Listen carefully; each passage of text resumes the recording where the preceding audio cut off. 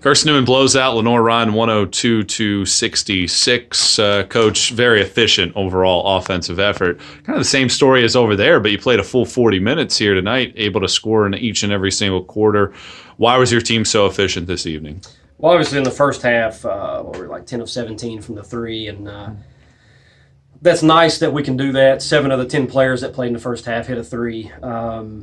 But then again, I think we hit more threes than we did twos maybe in the first half. So that's obviously not a recipe for long-term success, especially in the tournament. But when you're shooting them and you're making them, obviously, and they went zone at some point. I don't know, but when teams go zone on you, they're kind of forcing you to take outside shots, and obviously we made them pay by going 10 of 17 in the first half.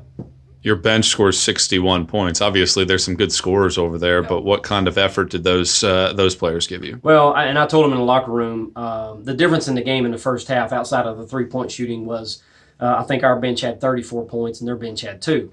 And, we're very fortunate right now that, our second team, if you want to call them a second team, we've got 3 guys on the second team that have actually started for us before, so we actually have 8 starters.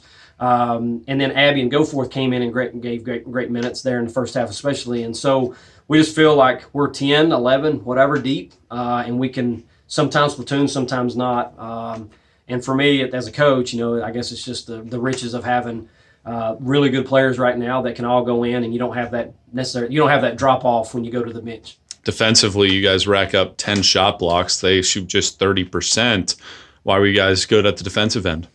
Sometimes we were good at the defensive end. I mean, in the first half especially, I thought that LR was a little bit more physical than we were.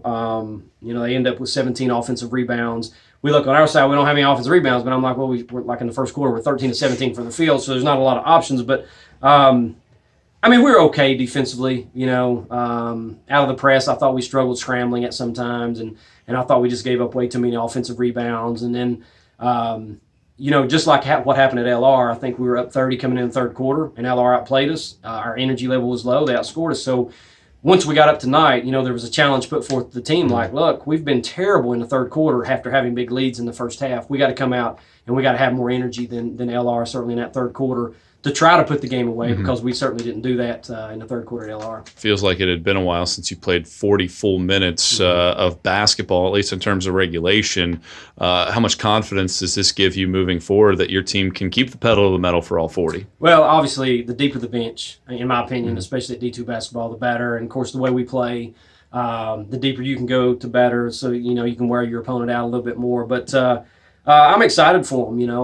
They know what's at stake, and when you've got all 10 guys or 11 guys right now, we got 2 bigs that are out with injuries, but the buy-in is there, the investment is there, the film study's better when they know that they're going to get an opportunity to get on the floor and play. And Goff and Abby hadn't got a ton of minutes at times, but they'll be able to come in and be the 9th and 10th guy off the bench, and Abby hits 4 threes, and I thought Goforth did a really good job there until she got hurt.